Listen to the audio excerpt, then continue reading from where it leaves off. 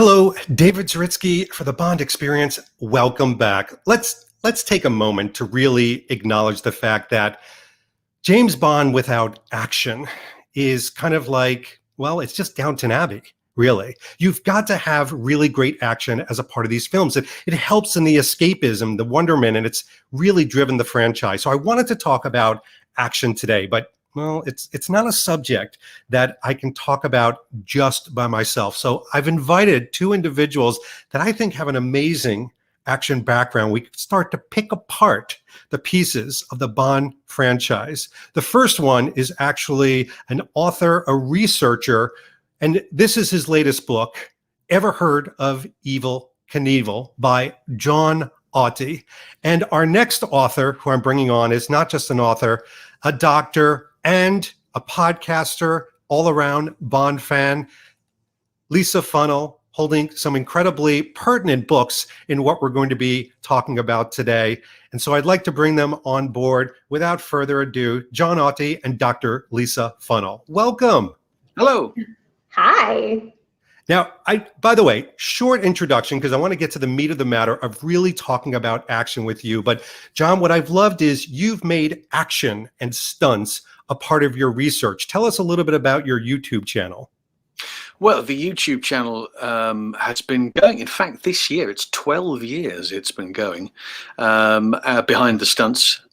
And it covers everything that is connected with action for film and television, whether it's looking at those individuals concerned who perform, or it's looking at the techniques and the science behind it and how it's evolved over the years. So there's a whole bunch of clips and all sorts of stuff going on there, but particularly of late, because of the book, I've been doing little shorts about each movie and breaking down certain action sequences and trying to explain how it was done then, and then you look at them in later films and think, oh, they've changed it. That's how it's changed. It's evolved over time. So that's my in at this moment.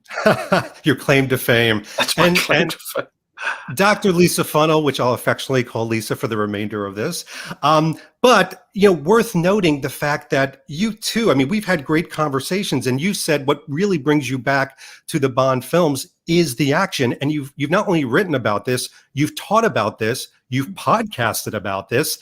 And I'd like to think that you're actually a supporter of action in what you do. Is that stand to be corrected or? I love action films and they're my bread and butter. Even before I studied Bond, I wrote my undergraduate thesis on masculinity in Arnold Schwarzenegger films. So I have talked about gender and action films because that's what I love to watch.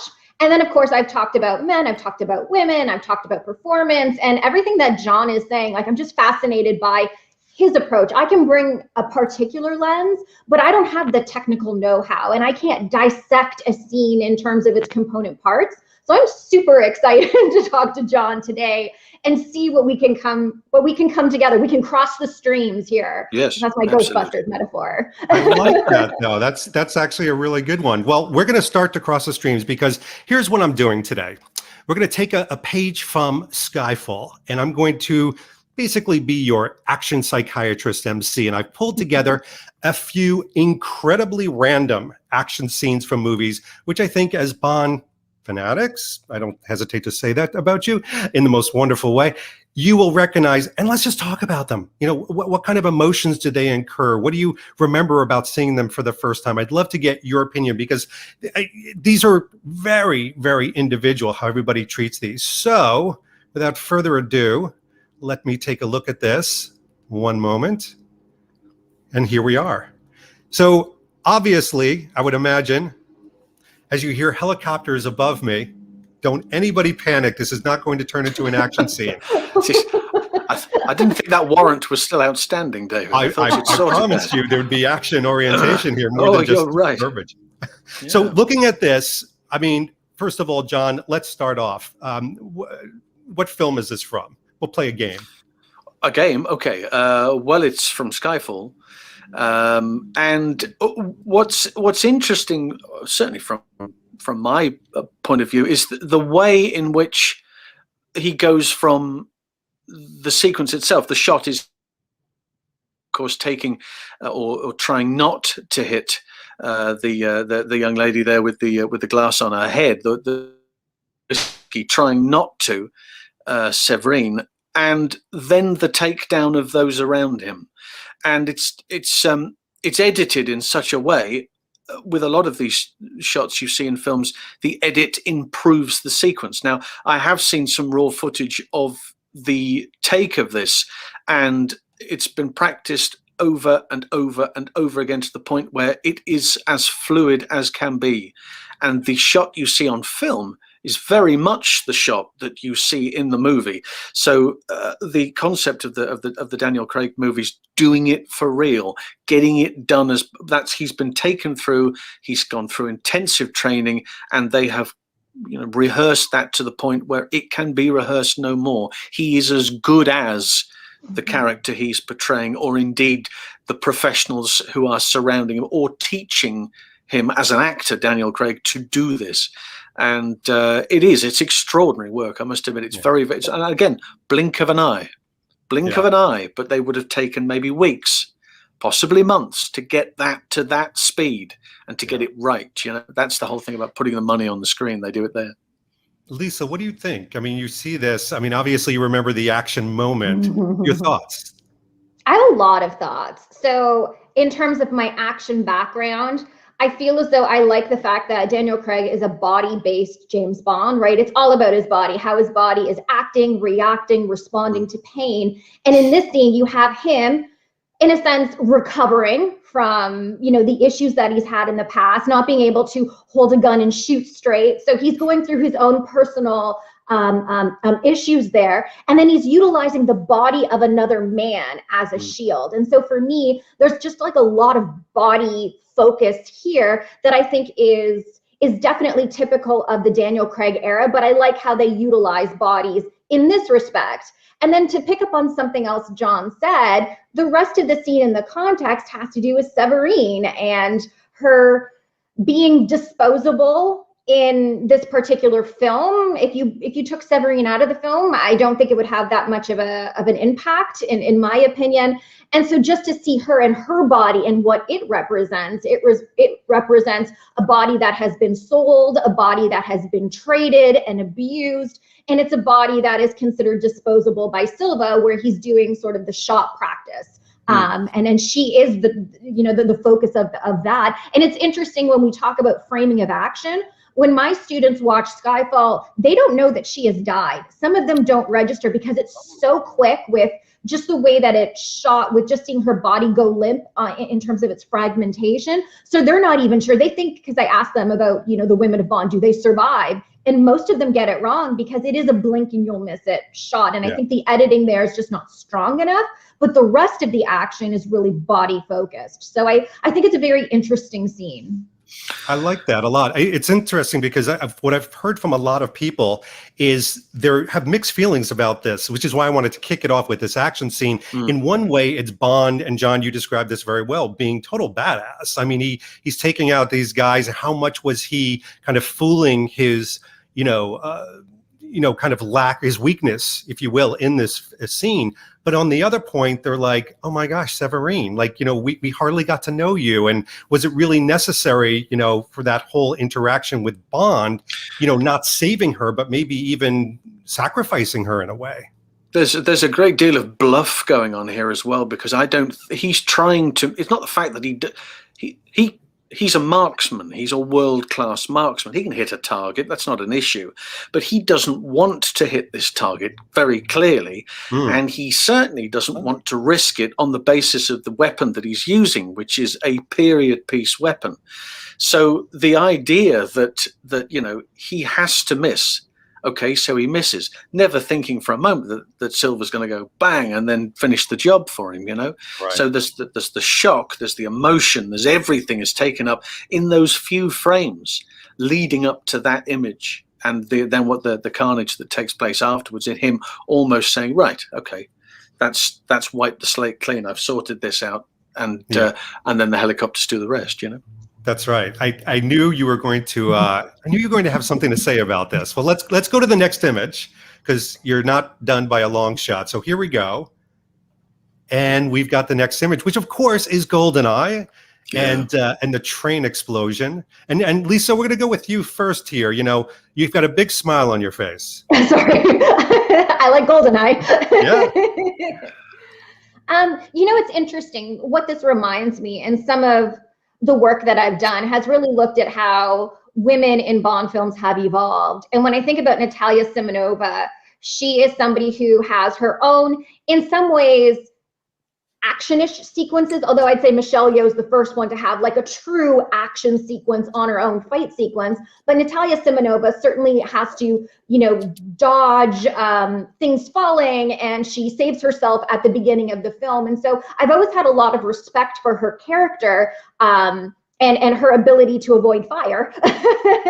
And this is a very interesting image because the train sequence right before, a little bit of it is problematic with Sean Bean saying, you know, Alec Trevelyan, sorry, saying, you know, Bond and I share everything. And I don't like it when women are treated in that way, the same sort of Severine treatment, that women are objects to be traded.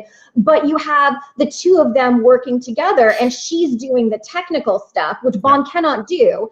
And she says, Bond, get us out of here, and demands it and figure out a way. And this is the two of them where he literally drags her out because she wants to finish, you know, the technical things that she's doing. But he's like, no, we need to run and jump so we don't die.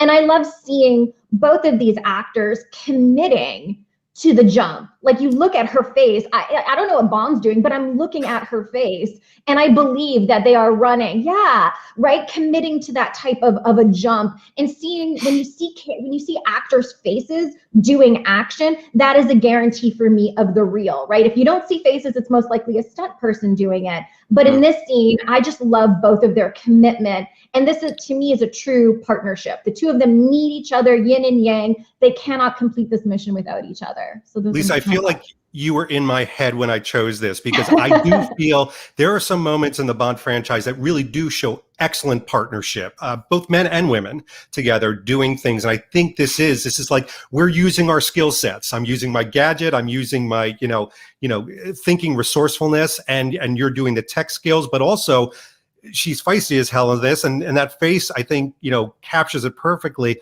Now, John, I saw some behind the scenes shots of this. I'm sure you have as well. That's a pretty severe scene, isn't it?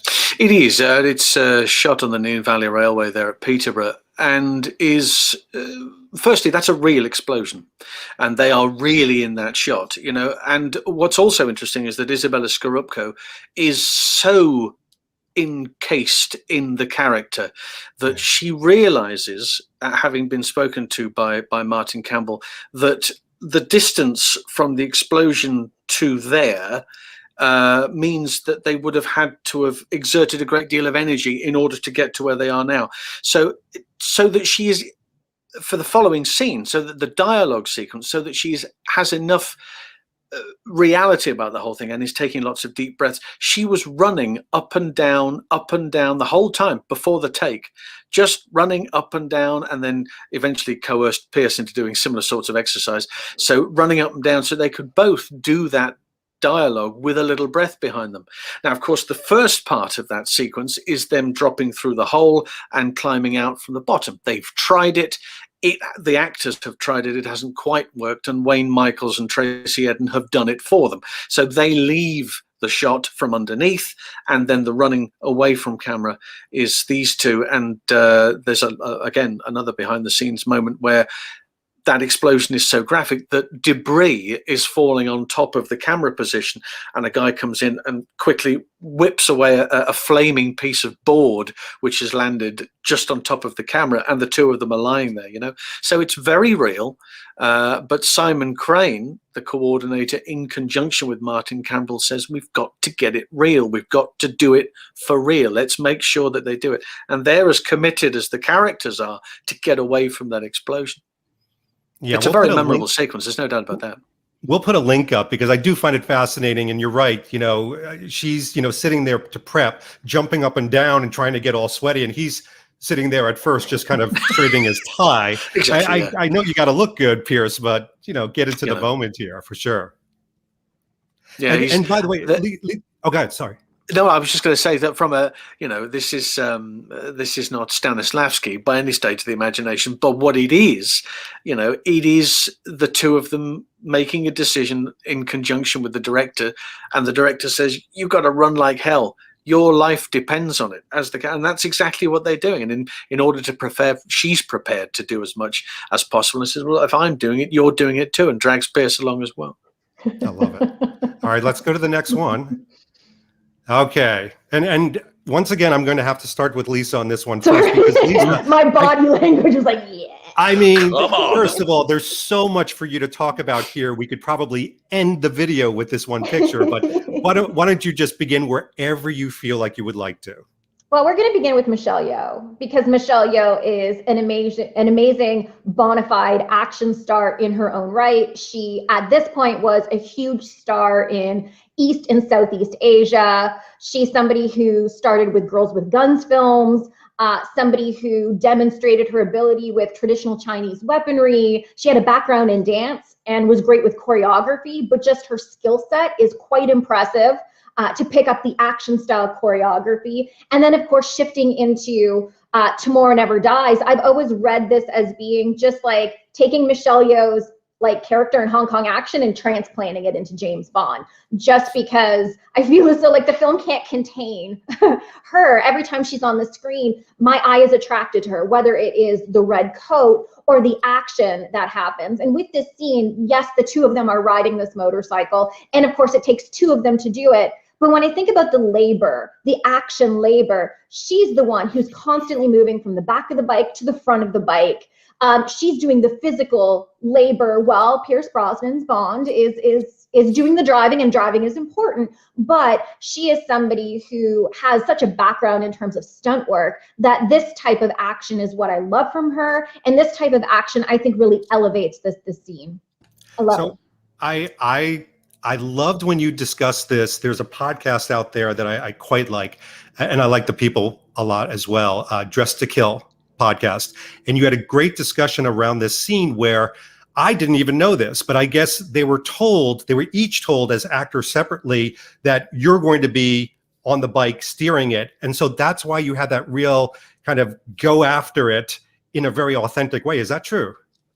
That's the report that I've read is that was the direction that was given. And again, I love that idea of directing the actors separately, and that you have like a true scene of both of them being like, wait a second, who's supposed to go first? And I think that it creates a very memorable scene. The two of them as figures in this movie are fighting for control. Who is going to lead this mission? Is it going to be Bond representing the UK? Is it Michelle Yeoh's character Wei Lin representing China? And how do we, in a sense, like renegotiate in a post-1997 world with the handover of Hong Kong back to China? How do we renegotiate Hong Kong and British connections between these two figures working together? And I think that this bike scene is just a really good example. And just with clothing, I feel as though like blue largely represents like the UK as being sort of like a traditional or typical like uniform. So there's a lot of blue like in the Craig era for a reason. Everybody wears blue in MI6.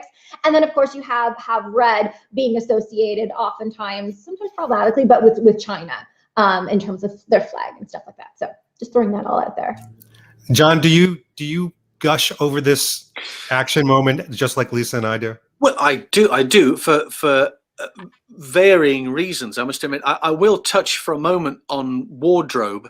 I'm going to go all Pete Brooker on you for a minute here, because the wardrobe is a very, very clever piece of wardrobe, and I'll explain why. It's almost impossible to ride a motorcycle with, particularly a motorcycle like this, the power of a motorcycle, with one hand, particularly, and that's why she's having to control the clutch with the other hand. But there's certainly for the action that is required, the speed that the bike is traveling at, which is why when the stunt doubles are brought in, Jean-Pierre Goy, who's riding the motorcycle, and Wendy Leach, who's the passenger, there are sequences where they are Wendy is holding that handlebar, and Jean-Pierre is controlling the bike. But there are other sequences where the wardrobe is such that he is wearing a blue shirt with a red sleeve from here down, and you catch it a couple of times. So consequently, she is holding her own wrist, not in this shot, but she is holding her own arm. So that's her arm coming over the top and her arm coming up from the bottom. So in the action sequences, she's holding on, and Pierce will be riding the motorcycle. For some of the physical shots, that's a shot where they are attached to a rig and they are being dragged through the shot. Therefore, she can physically hold on with one hand and he can hold on with the other. But in the actual shots themselves, it's a very clever moment where they've decided there's a simpler way around this. Let's just simply split the shirt in two. So from the elbow down, it's a red shirt, and from everything else, it's a blue shirt. So it's done cleverly. And of course, for those fast moving action moments, well, when Wendy has to move from the front of the bike to the back of the bike, or vice versa, that's done at speed. That's done at 40 miles an hour in a very short space of time, and the bike itself is incredibly powerful. Jean-Pierre Goy chosen because he's the only man really who has the ability to put that thing on one wheel rather, instead of two, and be able to perform the type of stuff that's performed. But some of the moments in the sequence, for instance, where Michelle Yeoh picks up a piece of metal from the side and knocks the bolt out from something, and these from a back of a trolley, right? That was her idea, thrown into the sequence. How about if I did this? That's a great idea. Let's see if we can play with it. So that's how it happened. So a lot of those moments happen organically, but they are obviously very, very storyboarded. But this is one of those ones that took a good 3 weeks to film, I think, in total, once they'd got everything sorted. But it's again, Vic Armstrong doing what he does best, those type of action shots. There's lots of shots from behind other vehicles, so you cover what's going on in front. You're covering it all up. It's very similar to the Octopussy pre-title. You get the car holding the upright and you put lots of people in front of it so you don't see what's going on. Similar sort of situation here. But again, a terrific sequence. That possibly a bit long maybe in the movie, the motorbike sequence, but it's great. It ticks all the boxes from what you want from an audience perspective. Well, I've got to tell you, first of all, I'm so happy I invited you both, because I feel like each one of these pictures could be its own video. You both have so much unique information, but that's the second thing too. We've got to go to the next one for sure. But I love this discussion so far, and well, here we go. Accidents happen, and they especially do with you. But John, we'll start with you on this one. Remember this? Do you remember this part? Oh yes, in Corfu, pretending to be Spain, and For Your Eyes Only, and of course Remy Julien, brought in by director John Glenn. That was one of his major casting moments as director. When offered the role, he'd been doing second unit, he'd been doing editing work, but he'd also been very aware of the wonderful presence of Remy Julien in Europe, and the type of motor vehicle gags that he was doing that just brought everything to a different level. You could have a relatively short, a very small budget picture, and you'd give Remy a moment in it to try and change it, and it would suddenly become the talking point of the movie. Well, here's an example. Bond arrives with that wonderful Lotus, and then it's blown up because the stunt coordinator Bob Simmons tries to break into it, and the car explodes. Well, here's a sequence where they had a number of things to do along the way. Remy suggested we turn it over, roll it down, make it indestructible. And of course, it's something that's often symbolized with French motoring, the 2CV, the Deux Chevaux. So it's got a state-of-the-art rig in there, the roll cage in there. He's driving in this instance with his lovely long wig that he's wearing. But interestingly, from this point of view, and this image particularly, this is a natural piece of road. This has not been created for the movie. This is as it is. The only addition is the market stall on the left-hand side of shot there, and the guy on the left-hand side with the hat, that's Greg Powell. Now, Greg Powell was the guy who literally just a few moments ago chased Bond through the grounds, and then was shot by Melina with the arrow. Now, he's standing there in a new hat and a rather exciting moustache if you see him in a further shot. But he's there for a reason, because the next shot you see is Bond and Melina getting out of the vehicle and the car being rolled back over. Well, for safety purposes, you know, there needs to be somebody there to keep a control and make sure that the lead actor doesn't accidentally stick his foot in the way and the car land on his foot. Also, John Glenn creeps into a scene in that as well. So in the background, you'll be able to spot him as he's helping the car being pushed back over. But that's just the start of it. Then they switch roles. Then Melina steps out. You don't mind if I drive, do you? And in gets Roger. And all of a sudden, give us a push, and off they go. And then the chase starts. You know, it's a 2CV. They're being chased by Peugeots. Not in a million years would you expect them to outrun them. But Bond's behind the wheel, so anything's possible. And she does give him that look as he handbrake turns the car round the corner. And she looks at him as if to say, how are you doing this in my car? I can't do this in my car. How are you managing to do it? So, you know, that's the way that it plays. It starts sedately, and then it picks up, and it could be a car chase with any type of vehicle. Bond gets into any type of vehicle and makes it, you know, one that cannot be caught, as in this instance. Well, so John, first of all, this video is now going to turn into, is there any action scene that John doesn't know everything about? But second of all, I totally agree with you. I think this is a lot of fun. I like the fact that they walked away from a cool Bond car and kind of gave this, you know, like, you know, type of moment. But I also picked this, quite frankly, because Lisa and I were part of the For Your Eyes Only book club. And there's that damn helicopter again.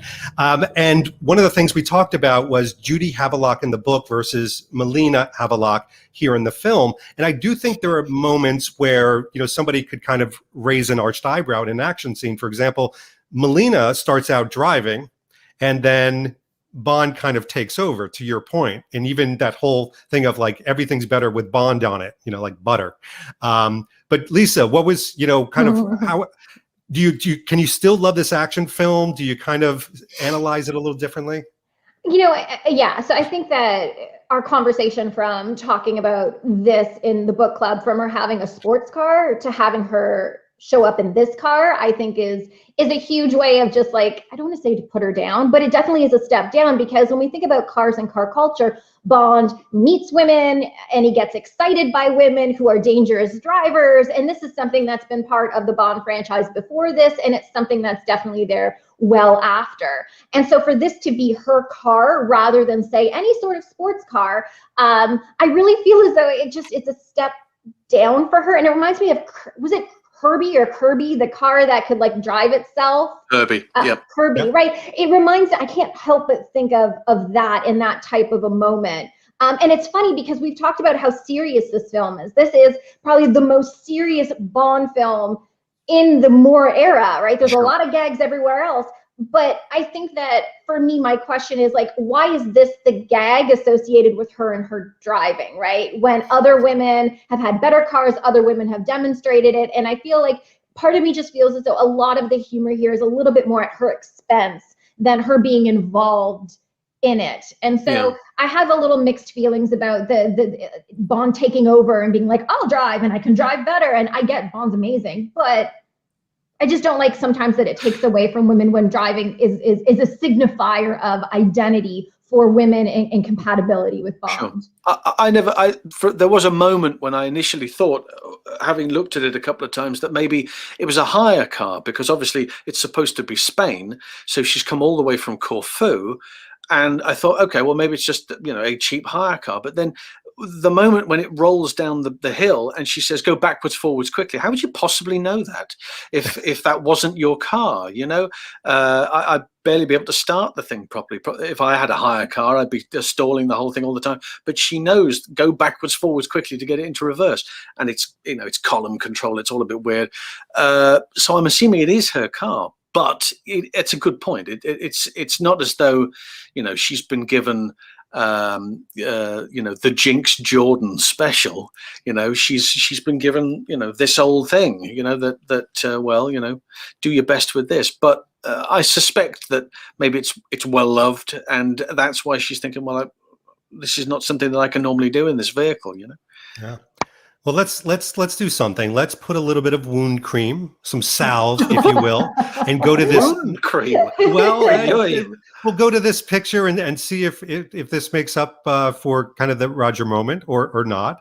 But Yeah. Lisa, I'm sure you remember this from The Man with the Golden Gun. Lisa, you Like have it, love it. floor. I mean, it's Yeah. not Michelle Yeoh, but For me, it's a great moment. You know, you have Bond stepping into and waking up in the karate school, in a sense disrespecting, but finding his way out of sort of like the customs. Bond is very much physically outmatched. He's not trained in karate. He's not necessarily formally trained to the same degree as people who have spent their entire lives training, right, at a particular karate school, right? And so you have him jumping out, and then you have, oh gosh, is it Lieutenant Hip? Yes. Yeah, so Lieutenant Hip, these are his two nieces, and Bond says, you know, stand back, ladies, I have this. And they're like, screw you. And they come forward and they pretty much kick everybody's butt. And it's a very surprising, unexpected moment. Possibly, I would say, more for, say, Western audiences. That this would be something that is surprising, but a huge aspect of any sort of Chinese or Asian filmmaking is the fact that anybody can be skilled in martial arts, right? Martial arts, what I love about it is that it doesn't require a muscular body. It doesn't require you to look like Arnold Schwarzenegger. It's about skill and precision rather than the weight of the blow. And so you can be old, you can be young, you can be of various genders, sizes, body shapes. If anybody knows Sammo Hung, you know Sammo Hung is probably one of the best action fighters and stars and has a long career, but he doesn't have a body that we would typically associate with, say, action heroes, right? And so I love the unexpected nature and sort of throwing this in that anybody can be skilled. And these young women come out and they kick everybody's butt, and Bond's just sitting there being like, awesome. Yeah. John, now, if you know the type of wood they used in the background, I'm not going to be surprised, but you must know this scene, of course. Everybody loves a nice piece of hickory. Let me tell you about that. Very good. I think it's a very odd sequence because you know, Hip turns up to help, and then at the end of the sequence drives off and leaves him to it. It's a very weird moment. Yes. I'm not quite sure what's going on. It's always bothered me slightly. The story, of course, the legend is that and I'm trying desperately to pronounce the young lady's name correctly. Veggicheva, I believe, is the young lady. Joey Veggicheva. She's the young lady on the left. Now, she wrote to the production and asked, to be considered for a role, and was given a role in the picture. Oh, wow. The other young lady is Yun Kyo. And she's an actress and was part of the Beijing Opera and studied there for many years with Hong Kong film stars who include Sammo Hung. You mentioned Sammo, and Jackie Chan and Yuen Biao, who of course made all of those terrific dragons pictures throughout the mid 80s. And the stunt arranger, the fight arranger for this particular sequence is a guy called Chin Yun Sang, and he's the guy at the end who gets thrown over the bridge. So he's the arranger for the entire sequence, and the sequence itself is very much directed around the two young girls because of their capabilities in martial arts, and the humor of the whole thing, I guess, maybe based around the fact that Roger says, "Don't worry, girls, I'll sort this out," and then realizes that he can't really sort this out because these girls are way superior to him dealing with all of this. And these type of fights, again, a lot of moves, possibly slowed down just a touch. You'll note, of course, from a lot of those Jackie pictures and Sammo Hung that many of these fight scenes would have been sped up. It gives the impression of being sped up, but they're not. They rehearse them slowly and then they pick the pace up during the fight. Well, here they've maybe just made it as appropriate as they possibly can. I think a lot of the guys who were being the subject of this fight and being on the receiving end of many of these blows had to think a double quick time, because they know that there's a shout coming from over there and then she's coming from over here, and we have to react accordingly. But the fight itself, although has a humorous edge, is actually a very important moment for women in the film and women in the franchise. I think that out of nowhere, you've suddenly got the hero, and he can't do anything in this situation. He's not capable of being able to look after that. Look, I'll stand back, girls. I'll look after. He can't. They're looking after him, and they've been able to sort him out, enabling him to get away and eventually sort out the rest of the boat chase. But it's an important moment in the picture, I think. I love it. I love it to this day. I think it's fun. And to your point, maybe even important because, it's Bond literally saying, stand back, pushing them back. And then they in turn push him back. Indeed. And to me, it's this great representation because you could really, wax poetic for a long time about how much that's been represented in the movies. But from an action standpoint, something very special is going to happen. You get that anticipation of, wow, this is going to be something very big. And it is. Mm-hmm. It is. And it's a nice comparison, or the women in this particular movie are not necessarily the most empowered. So whether you're talking about Andrea Anders and her tragic role, or you look at, what is her name? You know who I'm talking about. Blonde. Mary Goodnight. Mary Goodnight. Yeah. Mary Goodnight is not very empowered, and Mary Goodnight makes a lot of mistakes throughout, and she's the leading woman. And so to see these women be in contrast to that, being sort of capable, competent, confident, and able to take care of the job, like you say, I think it's a very important moment. But for me, as somebody who loves diversity in film and loves seeing specifically Asian women in film, I think it's an important moment to showcase the capability of Asian women in cinema as well. And Lisa, I don't necessarily want to go backwards, but I will say this. What I loved about too is these two women, who are clearly the most capable women in this film, are not sensualized, they're not sexualized. And I felt that in Tomorrow Never Dies, although I love that. I mean, it literally makes my top 5, which just makes people cringe. I don't know why. But Michelle Yeoh, I feel like the thing at the end with her and Bond was A, unnecessary, and B, felt a little out of place. Like I almost didn't want her to be centralized in alignment with Bond. How do you feel about that? I am 100% with you. I think that there are some instances where it's forced. And I think Melina Havelock and Michelle Yeoh's Wei Lin are two examples where romance is just part of the character, and yet it doesn't actually fit with any of the storyline and any of the chemistry or imagery that comes before. And when we think about Asian women are often stereotyped, and they tend to be stereotyped in relation to white men. So there's positive and negative stereotypes for Asian women. You have the lotus blossom stereotype, where you are presented in Western and specifically Hollywood films as being more servile, but you're being exoticized for your relationship to the white male subject. And then you have the dragon lady, who is presented as being more cunning, more aggressive, and she's vilified because she takes him away from his mission, and she sort of claims some of his power. But in both cases, Asian women are being defined in relation to their sexuality. And that is a dominant representation that is out there. So to see imagery where that is not the primary focus, right? Where that's not like their identity, when you're essentialized, you're boiled down into certain qualities and characteristics.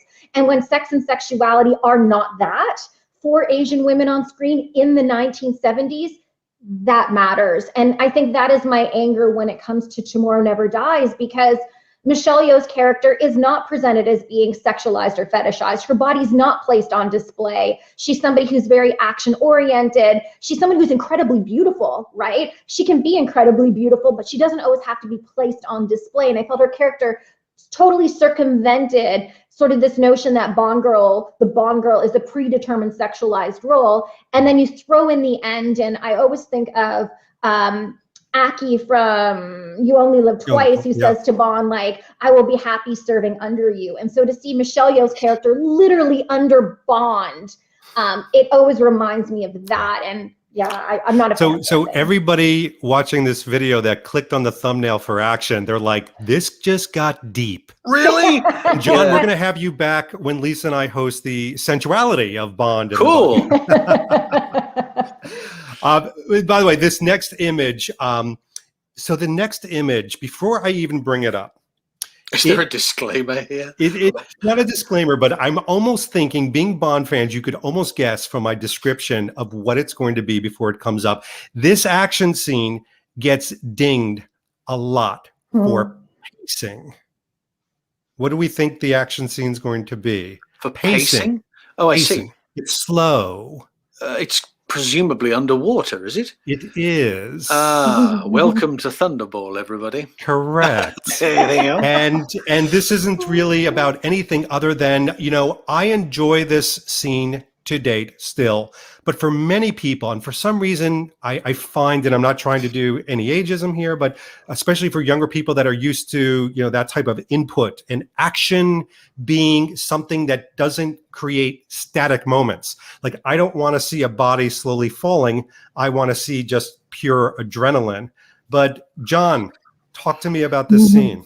Well, I mean, the scene itself, a majority of Thunderball is set underwater, and the concept of having to create action means that particularly divers like this and the team that were put together had to create dirt dives the way that skydivers create a dirt dive. They work out the routines on dry land.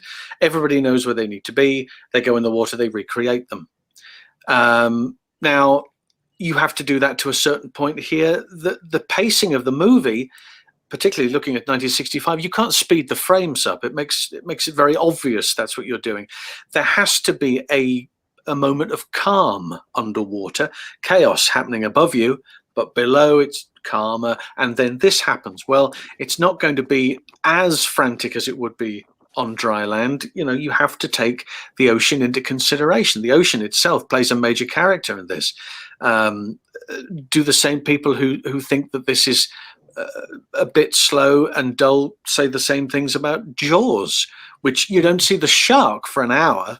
Everything is just suggested here. Well, maybe the underwater sequences could have been suggested more. I don't know. I think that the initial meeting with Domino, I think, is rather lovely, and the fact that they are in this place together, and he's saved. She's got her flipper trapped between the rock, and then the conversation starts. But the end sequence, very simply, has to take place, a large proportion of the picture, underwater. Compare this to Never Say Never Again. Does the pace of the movie change? Yes, it does slightly. They do tend to add in additional shots. There's shots of the what's it called, Tears of Allah, happening at the same time as some of the underwater sequences, so they're blending together. But I've always been a big fan of Thunderball. Thunderball was always one of my. It was the first movie I owned on video cassette in the and so I played that to death. But the underwater sequences I like very much. But I can understand why people think that it needs to be sped up a little, perhaps. Lisa, how do you feel about this pacing? Is it connect for you, or you're just kind of like, ugh, where's the fast forward? When you say that, I feel like I'm such a bad film professor because I watch it at 1.5 speed. Is it? Wow. Now I want to see what that looks like. Is it more fun? It's a little bit more dynamic, and it has to do a lot with like the development of action filmmaking, right? We're talking here about 1965, where this is a film that is really a precursor to the development of blockbuster action filmmaking, right? It is showing us a big action sequence. And I think John is spot on. You have the ocean being the biggest factor, and bodies move slower on ocean. But we also have to think about editing techniques, right? Rapid editing has an impact, right? When we see, fights taking place, and if there's rapid cutting, it makes our pulse race, right? Visually, we are being stimulated, and we call it sort of like the kinesthetics of action, right? It's bodies moving and the images are moving and we're moving with it. And so we've become accustomed or acclimated to a quicker pace today. So when we go back and watch these films, it's a different pace. It's at a different era of filmmaking. So I can appreciate what it was doing it underwater, it's a large scale battle sequence like you would get in a war film, but it's taking place underwater, and that is notable that they did. Everything that John said is very notable, but I think it has to do with us and the way that we have changed over time. And so when I teach it, I always tell my students 1.5 speed is your friend, but we have to be able to appreciate what is going on in this film and all of the underwater sequences. And John is right. Like, it's not just this. Bond meets Domino Derval underwater. Bond makes love to Domino Derval underwater, right? Water has always been a huge feminine element as well. And so I think that I And I always get asked about bikinis and stuff. Like, how do you feel about it? I'm like, it makes sense in Thunderball because it's friggin' hot and everything takes place underwater. So I expect people in bathing suits. So I don't see that as being sexualization. I see that as being like, everybody there is going to be in a bathing suit. Yeah, so practicality in reality. Yeah, it's practical. And so I think that there's just a lot to appreciate in this particular film, the way that water is being utilized. Yeah. The only thing though, John, and I don't know if you know this, and my question is like the very end. So I love the fact that Domino shoots the villain, but then like the way that the image is projected as it's hitting the rocks, to me has always seemed like it's terrible, and that's sped up and forward, and I always felt like that ruined the ending that somebody on movie. the set has said 1.5 is your friend here. Just shove the back protection on really quick. It'll be fine. It's out of context, isn't it? Yeah. They're doing this, and it's the boat's clearly not traveling at 150 miles an hour, and yet it does give that impression. And the impact from the boat itself, or the model itself, as it hits, I think it is a boat, as it hits the rock, it's never that fast. It has been sped up, but and the music's pumping, and they're getting that adrenaline going, and they're thrown out of the boat, and there he is at that last moment. I think they're just trying to increase it along. But I'm very keen on seeing how many movies I can start to watch at 1.5 or faster before it gets to the point where I have to go, oh no, wait, no, I have to stop this and put it back to normal again. But that's an interesting point. I hadn't considered that before, but I'll try it. I'm going to give it a go and see what it's like. It's a good point in player. Sorry, I have a DVD player that allows me to listen to the sound at 1.5. Oh, you do? Oh, wow. I just wanted to throw that in. Like, so it's like Chipmunks then too. When does it get to Chipmunk stage? Yeah, exactly. Yeah. Alvin and the Bond movies. But one of the things I think is very interesting is just looking at this from a historical standpoint and understanding that action pace and action, what we consume as an audience has changed over time. And you two could not have set up the next image better, because it is a who's done it better. And it's a very unfair one in some ways, but we have two train scenes. Oh, dude. We've got From Russia with Love, and we've got this film called Spectre I've heard about. And you've got two train scenes with our nemesis and Bond. And let's talk about it. Who's done it better? Who wants to go first here? And why? Well, I mean, Lisa, do you mind? Can I just dive in here for a second? It's not so much who's done it better, but I think let's look at the comparisons between the two. Firstly, from a train building perspective, which always concerns me. In 1963, when they're having that fight on there, it's rigid, it's solid engineering. You don't get the entire train carriage falling apart when somebody falls into it like you do in Spectre. This bothers me slightly from a general health and safety point of view. Having said that, from a technical film perspective, they've applied both lessons to both sequences. Originally, the fight in the carriage in From Russia with Love is filmed 3 times. You have the actors doing it, you have the stunt doubles doing it, and then you have the pickup shots, i.e. the director deciding that's a better shot here. I want to see more of Sean's face. So Jack Cooper, who's in that particular photograph there, not the best fitting wig, Jack, to be fair with you, but then, they weren't spending an awful lot of money on wigs maybe back then in British cinema. But these are the type of shots. I want to see more of Connery's face. Okay, no problem. When you compare it to the Spectre fight, again, the actors would have done it, the doubles would have done it, and you'd have had those pickup shots. But there's a great deal more of the two actors going at it in this sequence. There's more to do. There's more space to cover. They're not only staying in the dining car, they're running through to the mail car as well, and the baggage car. So there's a lot more distance to cover. The exciting element about From Russia with Love is that it's done in shadow. One of the first moments that happens is the light of the carriage is shot out, and that then allows for more play as far as the stunt doubles are concerned. The editor must have been thinking, oh, that's fantastic. Now I get a chance to play about with it, because you don't have to hide a lot of stuff. I've gone through that sequence at half frame and half frame and slowed it right the way down. You only see one double twice in the movie, and you only see both doubles together once. But it's a blink and you'll miss it moment. Whereas in the Spectre fight, there is, when you see people falling through, when Bond is falling through this, or the other guy's been set on fire, it's very clearly the stunt double. There's no CGI work there. They haven't done face replacement in that fight. Only a couple of times in the movie they do it, and there is a photograph of the stunt doubles with dots on their face from later on. But that fight there in Spectre is more of the actors than certainly the train fight. Which one do I prefer? I prefer From Russia with Love, on the basis that it was maybe the one that set everything else up on past that, plus the one on Spy Who Loved Me as well. That's why I said it was a little bit unfair. But Lisa, what about you?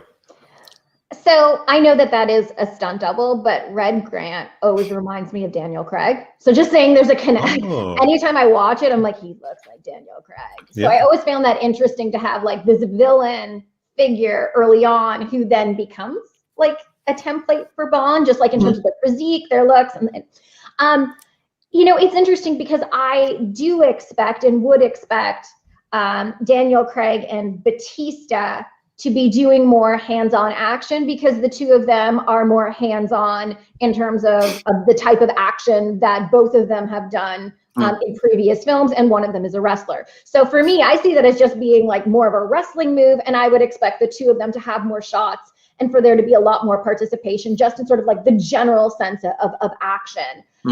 In terms of everything John said was brilliant, by the way. In terms of what I prefer, I don't like Spectre, so just throwing that out there. I do prefer From Russia with Love because, again, these types of fight sequences, it's not as if there were so many going on at the time that you can then sort of go on and start innovating, right? You're talking about creating action sequences at the beginning of the action craze. And you are experimenting, and so shadows matter and positions matter and what you see matter, and they're working and they're trying to make it happen and make it work and making something so memorable that it then gets replicated in subsequent films. I think there's something to be said about setting that type of an action standard. So I think I would give it to From Russia with Love. Yeah, I also think that there's a great deal more conception for plot and for story in From Russia with Love, whereas Spectre does appear to throw action scenes at you whether you like them or not. We've got the dialogue that's happening between Bond and Swan at the dining table. There's almost none of it at all. You get to that stage and all of a sudden there's a fight. And I feel as though if that had gone on further, we'd have maybe found out a little bit about the two of them more. We'd have found out more about the storyline, and maybe you wouldn't have had to have had so much of an elongated fight sequence, as entertaining as it is. But I feel as though it probably has its issues. Well, maybe of note too is that in Spectre, you do have the Bond girl playing a more active part. I mean, she does have a gun. She shoots, Hinks in the shoulder, and whereas in From Russia with Love, she's asleep. She's been knocked out. Yes, that's right. Yes, that's very true. Sorry, go ahead, Lisa. Oh, I was just going to add to what you were talking about, like the action. And I think this is something that when we think about the role of action in an action film, is it there just to be spectacle? And I feel with Spectre, the action's there because we need a car chase. Here you go. We need a train chase.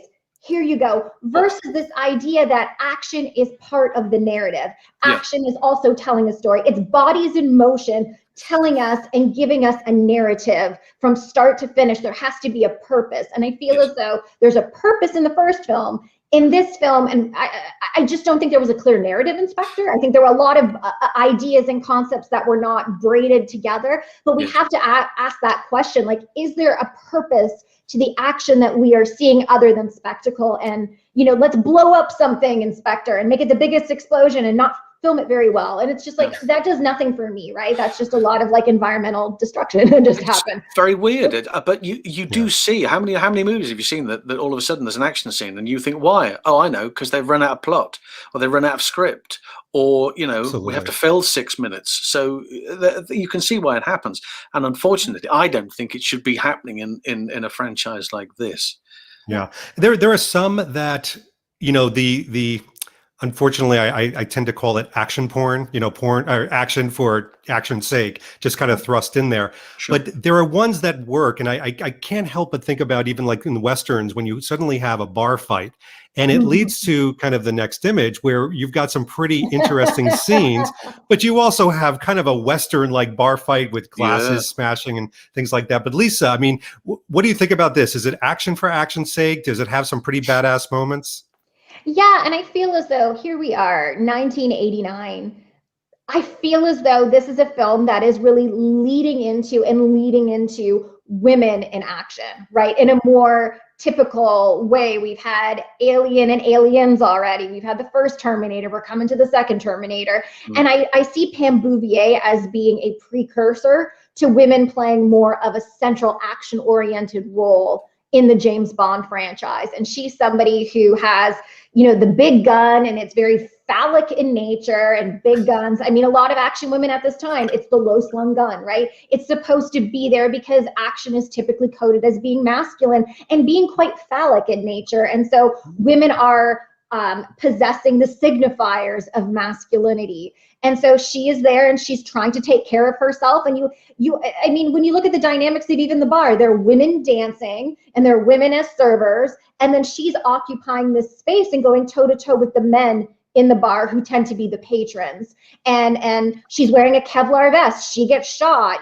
She does play a central action oriented role in this entire sequence. And so I think there's a lot to be said about her representation in this film and the centering of action women or women as action heroes in the world of James Bond. Yeah. We've come a long way in the Dalton movies from Cara to Pam Bouvier. Would you have seen Cara do this, with a pump action shotgun and a vest like this? No, most certainly. But the fact that her character, she's a CIA operative, she is working as part of Felix Leiter's network. And she knows about this sort of stuff. She knows how to handle a weapon. She knows that, it's a Wednesday night, or Saturday night, should I be, turning up at the Barrelhead Bar, a woman alone, turning up at a bar and sitting at a table and waiting for, and how many men has she had to fend off beforehand to go take a hike, and I've got a gun here, don't mess with me, and all this sort of general stuff. But also from the fight itself, it's a very new type of fight that we hadn't seen up to that point. We've seen brawls before in pictures, but not in a Bond, especially. Or there was the gypsy fight there in From Russia with Love, when Krylenkov starts that whole fighting sequence. But here in the bar, it's good old-fashioned bar brawl. It's how many other films do you know when a swordfish is taken off the wall and used as a weapon, and broken through a chair that suddenly disintegrates? But she's doing a lot of this great stuff herself. She gets the guy and flips him over because he grabs hold of the gun and she flips him over her head. Paul Weston said that took some time to do, but she was very good. She was very determined to get it done. The guy was standing on a little box at the back just to get some additional height, so he didn't clatter her in the head with his knees when he came over the top, because she knew that she had to just duck down and stay put. This wasn't going over her shoulder. He was going to go over the top of her head. So she was aware that she was likely to get a beating from this in some shape or form, but she said, fine, it's cool. That's what happens. I mean, that's the role I'm playing. And a lot of those action bits around it is terrific. And of course, he arrives with a boat, and it took me years, literally years, to understand what he says. He says, put her stern in, put her in, stern in, so I can go out again. And of course, that makes an awful lot of sense for the leaving. But I don't know, must have heard, I've had senior hearing moment, I think, possibly from that for years. What I thought he was saying, I haven't a clue, but it makes a lot of sense for when they just leave and then sail off. Of course, she gets shot, but luckily wearing the vest. But it's a great fight. So, John, I can't believe this, but I actually have to correct you. There has been a brawl in a previous Bond film to this one, and it is, I'm almost embarrassed to say, it's Casino Royale 1967. Oh, that brawl. Yes, I see. Yes. Oh, that film. Oh, yeah. And We're also not count features cowboys and Indians. Yes, that's very true. I hadn't thought of that. Yes, you're quite right. I'll leave the room if it's all the same to you. Sorry, guys. All right, this next image to me is nearly iconic. It's arguably an action scene to itself, but it also leads into an interesting action scene. But it also talks about the powerfulness, I believe, of a villain, or if you want to use the term villainess. And that is the Mayday moment from A View to a Kill, which I still maintain. I think Mayday is probably the single best part and thing associated with A View to a Kill. And I've had some harsh words for the film, but nothing harsh about Mayday. But John, I mean, I'm sure you've got tons of information, but this really is kind of a wow moment for the audience. Well, it is. I mean, it's still not terribly clear at the start of that sequence. You know, is it a man? Is it a woman? Nobody knows really particularly. And then you only really catch sight of that partway through the chase up the Eiffel Tower. But the concept behind it is sensational. We're in Paris. Let's use the Eiffel Tower. I know. Let's get somebody skydiving off the top of it, or base jumping, as it's now known.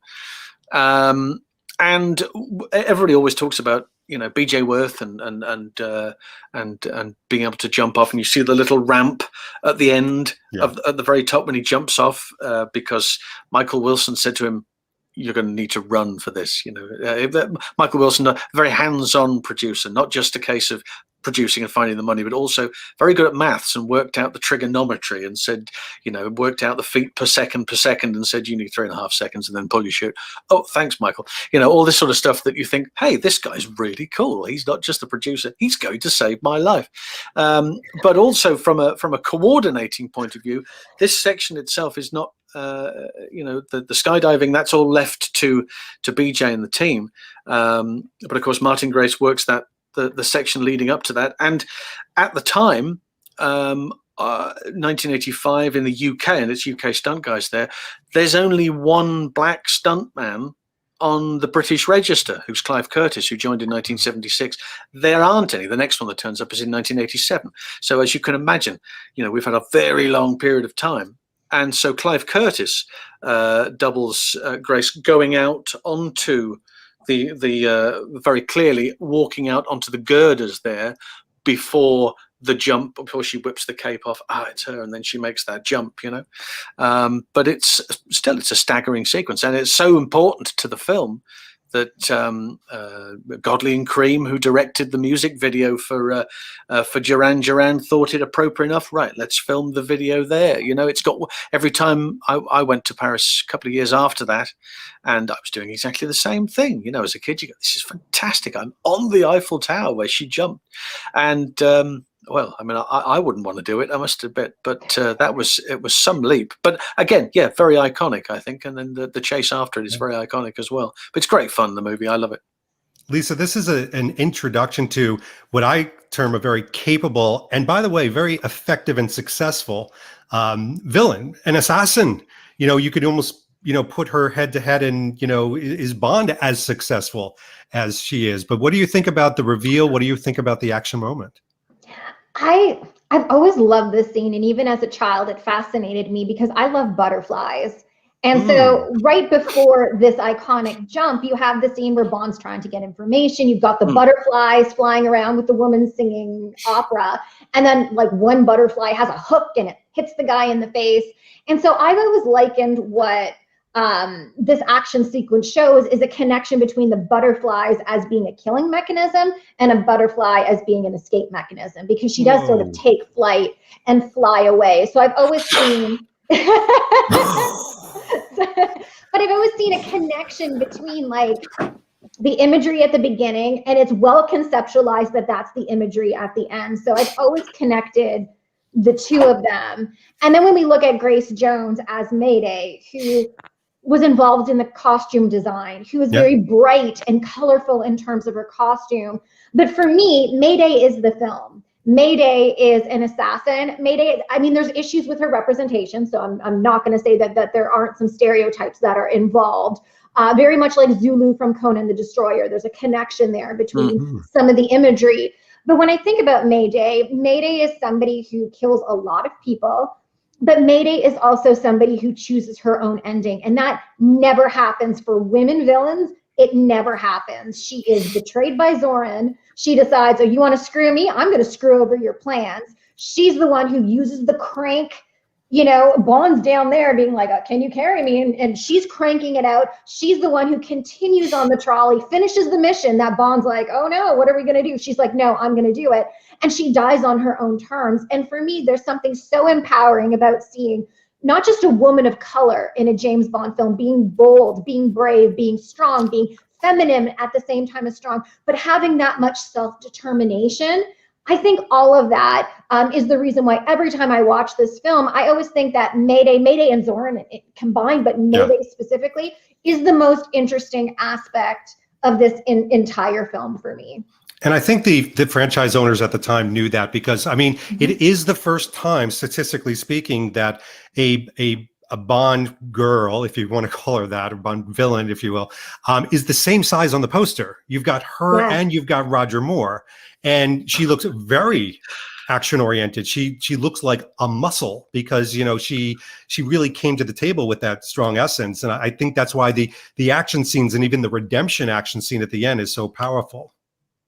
There's an interesting moment, really, because the idea that obviously she's killed Tibbet, right, and Tibbet has been Bond's Dr. Watson for this entire thing, and then to suddenly say, you know, they join forces. Often I think, really, it's bothered me slightly, but you can understand long term that she realizes that, you know, she's been double crossed in a big way. Get Zorin for me and all that sort of stuff. And then she goes and takes the bomb outside. But he says to Zorin, you know, killing Zorin was killing Tibbet was a mistake. So, well, I'm going to make the same mistake again. You know, okay.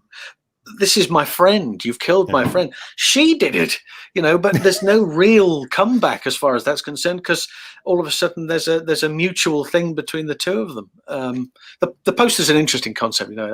Has he met his match? No, but, you know, I think if she took him outside, she'd give him a really good hiding. I mean, there's no doubt about it. He wasn't in great shape back then, was he? But that explains your question as to why there is no conflict between them at the end. Exactly. Mayday and Bond together, she would kick his butt, and so I think that she's just she's set up as being physically superior. And there never is any sort of like Bond redemptive justice in this film. She gets away literally with murder and chooses her own exit to the film. Yeah, it's a good point. And even that very emotional moment, which I actually thought was very well done, and I bought it, of when, you know, she sees Jenny Flex and she goes, Jenny, and she's floating away. I mean, you could almost say that, you know, I don't know, people that paint her in one dimension. I mean, she's probably the most dimensional character in that film in many ways. But we're going to go to a different dimension. We're going to change everything about this discussion for the last two images.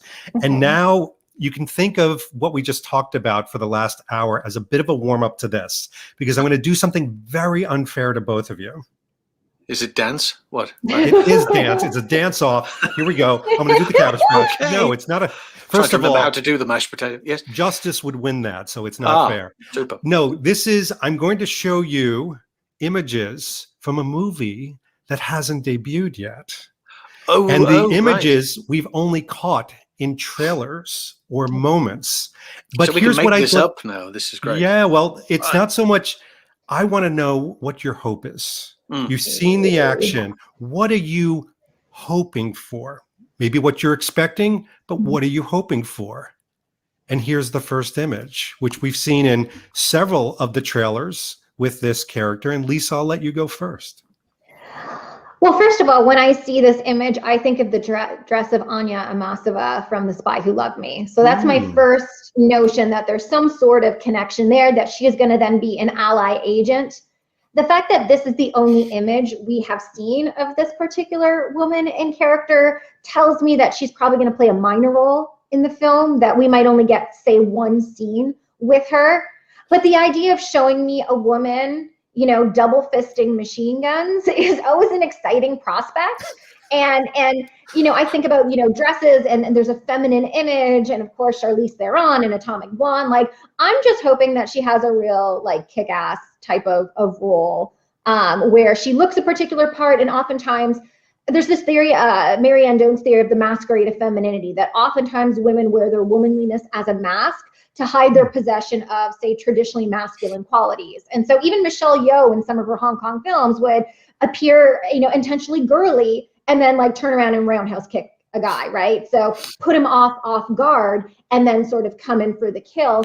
And I'm wondering if that's something that we will get with her, where she has a very particular image. She looks very feminine and beautiful, and she is a beautiful woman, and then turns around and picks up the 2 machine guns and offers Bond the backup that he needs on his mission. So yeah, and I have to tell you, you've given me now my thumbnail title. It's going to be Double Fisting Machine Guns.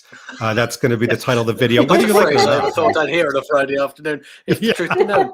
But now, John, you've seen Paloma flipping, shooting, as Lisa denotes, being even snarky to Bond. I mean, there's some potential setup for some cool moments here. What do you think? Well, I think it's interesting. Anna de Armas, of course, you know, the star of Knives Out, and so how I don't think I wouldn't have thought she's going to be in this terribly long. I'm suspecting that maybe this was part of a longer Felix Leiter sequence, possibly that had been dragged out, but nevertheless. Evidently, we do see in the trailer that Bond arrives, he then gets ready and says, "I'm ready," and then evidently they go off together as a team, and it looks very much as though, you know, she is confronting the enemy, or she's confronting whoever she's confronting in this particular instance. This is the thing about this. We don't know. We have to speculate. I know. But looking at it, you know, it looks very much as though, you know, she's ready for action. He's in a tux, and we have seen elements of another location that he's attending in a tux. Is she with him? Do they go together? Is this afterwards? You know, there's a number of different aspects here. But certainly, you know, it gives the impression that whatever, I wouldn't be at all surprised if that one of those weapons has come from the top of that stocking, or a garter possibly, or similarly a holster up there. So, you know, that type of feel to it.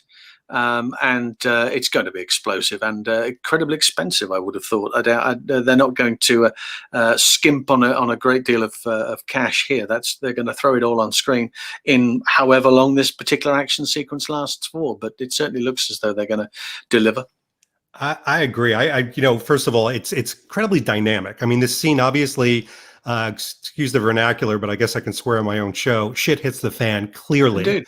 You know, Clearly. Something happens here, and you know, I love the fact that they're highlighting this. But Lisa and I think John, you said the same thing. I think this is going to be short, and what I'm hoping is in this action film, because I think we're all going to like this character.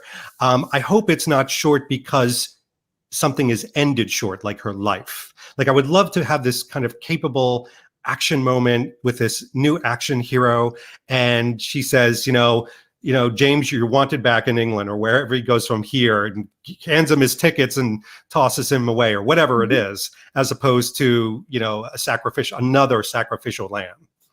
I agree with that. And I feel as though this is a film where there are a lot of women, and I love it when Bond is supported by women, but Bond doesn't have, you don't sleep with everyone you work with, right? Bond doesn't have to have sex with every single agent, right? Like, and so I love the idea. And again, I mean, she does have the garter belt. I mean, that's it's feminine, but it's sexualizing her. It's kind of Laura Croft, but it's also kind of Pam Bouvier. Like, there are these elements there, but I love the idea of having a woman support Bond in the field, rock on, high five, save the world. And that's how you would deal with other agents, because you just don't sleep with everybody that you meet in the workplace. I'm just saying it doesn't happen. Yeah, I mean, Camille fared well. Camille did not sleep with Bond, and you know, I think she's one of the better, you know, characters, and in a film that again gets a lot of dings, but I think there's a great moment there. John, you think you're going to say something? Yeah. Oh, well, I was just going to say I lost you for a few seconds there while my the hamster was running around the wheel. We were muting you on because the we were router. talking about you. I knew that, but that was the Camille reference you were making. There was I was going to mention that earlier on when you were talking about Michelle Yeoh and how the love. The end of that action sequence between Bond and Wei Lin, felt awkward in the respect that it possibly didn't need to be there. But Roger Spotters, with the director, maybe thought, we need a love scene at the end of this. There has to be something. I know, let's start by him giving her the kiss of life and then moving on, which you didn't need to do that with Camille. Camille was also a very capable individual because she had a mission of her own that she wanted to try and sort out and was able to pull that trigger, So I think maybe we see it, although maybe briefly, but we will see it from Paloma's character. Yeah. And, there's the last image is another speculative one. Lisa's already hinted to it. I had to show it because I think it's really going to set up something truly exciting from what I can see from a visual standpoint. And there's a couple reasons, and I'd like to make some observations before we chat about this, because this is the old team up. I mean, this is really just teaming one agent with another, and we won't even get into the debate of numbers and who's got which numbers, but one thing from a wardrobe standpoint is number one, they didn't over-centralize, obviously, Nomi. But the other thing is, and you may not have spotted this yet, but of course I did, they actually are wearing the same watch in this shot. Now, Lisa's getting close to the screen. I'll send you shots. But from Omega, I know that Omega supplied them literally the same watch, which interestingly, this is Bond's retirement watch. I mean, it is the watch he has when he's retired before he's pulled out of retirement all throughout. So the fact that she has this same watch, very similar weaponry, potential gadgets, I'll even poke at, is very interesting on how this is setting up. Now, we have to speculate a little bit. All right, so how is this thing going to fall out? Is it Bond that gets caught and maybe Nomi doesn't? I don't know. What do you think, John? His retirement watch has gadgets. Does this happen? I didn't say that. An average carriage clock that you're presented. Thank you for 30 years service. Don't use the sweep hand. Don't touch that. Don't touch that. That's not going to. No. Well, I mean, what am I looking at? I'm looking at a sequence here that it looks like the end of one of those movies where they said, right, we need to go in and sort this out. Let's go and get the guy out, and they're all dressed the same way. It's an episode of the A-Team, or it's that type of thing. It's where everybody now has to get inside the whatever it is they're inside. For you to suggest that they're all wearing the same watches suggests that that's significant. That maybe these watches are. They can communicate with each other through them, or whatever they can do, or they can locate wherever they're trying to go for. There's a lot of serious hardware going on, and it's the type of thing I think that that only time will tell. But the set itself is clever enough that there's lots of hiding areas. There's lots of places where there can be ambushes and various other bits and pieces. What am I looking for? I'm looking for a good old-fashioned boiler suit fight at the end of the movie. Whether I'm going to get one between the guys in the red boiler suits and the guys in the expensive sweaters, I don't know. But we'll have to hope and find out. But it looks as though that it's preparing for trouble. Yeah, Lisa, your hope for this action moment. I like John's. When I think about this, I think about The Matrix, and I think about Trinity and Neo walking into the building, and their imagery is identical, right? Their hair is pretty much the same length, and they are dressed the iconography is visual style and codes in film, and they are dressed the same, and the goal is to present them as a team, right? And that they're both equally capable, and then they fight alongside. So when I see this, I see, two characters who are still fighting for the same number, right? One is older and retired, one is sort of the replacement and younger, but they're fighting side by side. They are dressed the same and they're on the same mission. Now, the fact that Bond is going first and is before her and before Nomi, I mean, I could speculate and talk about physical levels and things like that, but I don't really want to go there. But what I do see is that the two of them are going to team up and need each other. And the imagery is telling me that the two of them are walking into battle together. And whether they stay together or they fight separately and come together again, I don't know. But it tells me that they're both going to be presented as capable, competent agents in this film. And I don't know how it's going to end. I don't know how things are going to be resolved, but I love the fact that they are going to work together. And I love the fact that we are going to get another strong Black woman in this franchise who's going to be action oriented. And we were talking about Grace Jones as Mayday. I think Lashana Lynch as Nomi is going to play a really, really strong role in this film. And by the way, just to throw out this, it's going to be the first film with Moneypenny and Felix Leiter, also played by Black actors, in the same film. And so this is a film that does have 3 Black characters as being the core team around Bond. And that is huge for a James Bond film. So I just want to throw that out there, that I'm really excited to see these characters interact with each other and with Bond, and to see them support him on his, because again, it's still a Bond film, right? Still support him on whatever personal or professional mission he's on. Well, yeah, I see that. I also think, just for the purpose of why he's going up the stairs first, the barrel of his gun is longer. If she goes up and he stands that close behind her, he's going to poke her in the backside. It's probably simpler that he goes up first, I think, just from a general logic perspective. That's actually a really good point. I didn't even think about that. Well, now, so we have to kind of roll this back, because we are at the end of this discussion. We just talked about action that we don't know is fully going to be playing out, but I think that's the excitement of this. But first of all, I want to thank my co-hosts to this discussion who brought so much, including some mind-blowing information. John and Lisa, thank you so much for joining in this. You're very welcome. It's been great fun. Butterflies. Oh my goodness. I'm going to have to I'll never get over that. study my lepidoptery much more. This is ridiculous. But yes, no, it's been great fun. Lisa, thank you. Oh, and thank you, John. I mean, you've given so much food for thought and so much insight, and my knowledge and understanding of James Bond has grown simply from this conversation with you. Great pleasure. And we've made a promise that we're going to bring John and Dr. Lisa back for the Bond sensuality video. So we'll get on that right away. But in the meantime, this has been David Zaritsky for the Bond Experience, and we'll see you all real soon. Take care. Bye. Thanks for watching this episode. If you want to be up on the latest from the Bond Experience, just click on this subscribe and subscribe to our channel. You're going to get all the latest and greatest information, plus some exclusive content. And by the way, speaking of content, here's something especially for you, just because we know you. Talk to you soon.